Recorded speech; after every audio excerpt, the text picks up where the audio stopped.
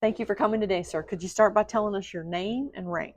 Sure, Charles M. Quillin, Mhm. and I was a colonel, And what was your branch of service, sir? Air Force. When did you serve? Went in '71 and retired in '95. Okay. And what's your connection to Southwest Virginia? I'm from Scott County, Scott County, Gate City. Gate City. Yep. Okay. How and why did you enter the military? Well, Vietnam was on at the time, and it was something that the Quillins did, and it seemed to be the right thing to do. Plus, they offered an opportunity to let me fly airplanes, and they'd put gas in it.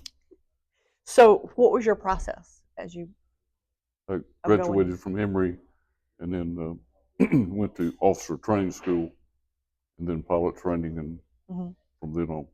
Okay. And so, what were some of your jobs that you had while you were in service? Uh, Mostly all related to flying, whether it was actively flying or on the staff. What did you fly? Air Force. The whole time, or did you fly other things? No, I flew.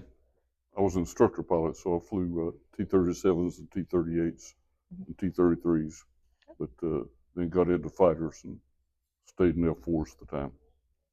And what were some of the places that you lived while you were in service? Well, we moved 14 times in my first 11 years of service. The training world or the fighter world, we were generally in the southern tier. Only had one northern tier uh, assignment, and that was at Great Falls, Montana. But then I spent a year in Alaska, Okay. and time in Korea, and time in Germany. And when you were away from home, how did you stay in touch with friends and family? Almost entirely writing letters. Uh, the opportunity to call, but it was difficult, and so not at all what it is today. Mhm. Could you share a memorable experience of something happened while you were in the military? It could be serious or lighthearted. I guess it would be, and I could make this a long story, but I'll make it a short story.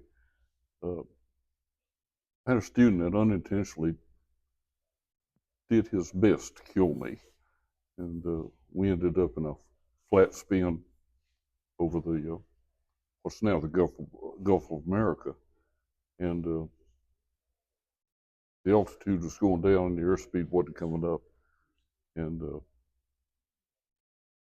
we ended up deploying a drag chute to get the nose down, and then I couldn't release it, so we had to try to burn it off with the afterburners. So now you're pointing at the water with the afterburners going, and we recovered,